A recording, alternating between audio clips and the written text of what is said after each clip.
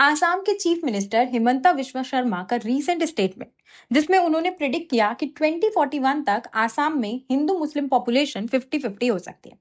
ये सिर्फ एक डेमोग्राफिक एनालिसिस नहीं, बल्कि काफी लेयर्ड और सेंसिटिव इम्प्लीकेशंस वाला स्टेटमेंट है।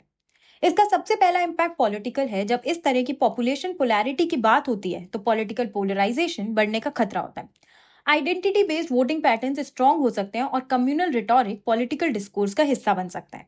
सेकेंडली, ये स्टेटमेंट सोशल हार्मनी को भी इफेक्ट कर सकता है। ऐसी बातें ऑफन फियर क्रिएट करती हैं। एक सेक्शन ऑफ सोसाइटी को लगता है कि उनका कल्चरल या न्यूमेरिकल डोमिनेंस खत्म हो रहा है। इसका result social mistrust and communal tension बढ़ सकती हैं, स्पेशली ऐसे सेंसिटिव रीजन्स में जहां इलीगल इमिग्रेशन और एनआरसी जैसे इश्यूज पहले से ही वोलेटाइल हैं।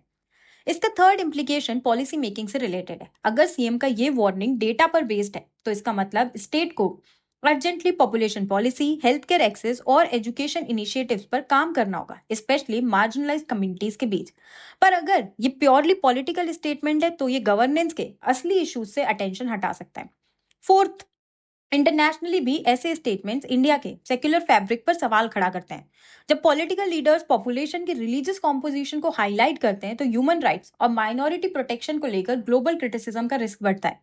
इन सब के बीच एक बड़ा सवाल ये है, क्या ये स्टेटमेंट डेमोग्राफिक प्लानिंग के लिए था या एक पॉलिटिकल नैरेटिव बिल्ड करने के लिए? जो भी हो, ऐसे स्टेटमेंट्स को रिस्पॉन्सिबली हैंडल करना जरूरी है, वरना इसका इम्पैक्ट सिर्फ नंबर्स तक सीमित नहीं रहेगा, बल्कि ग्रास रूट पीस और डेमोक्रेटिक वैल्यूज तक पहुंच सकता है।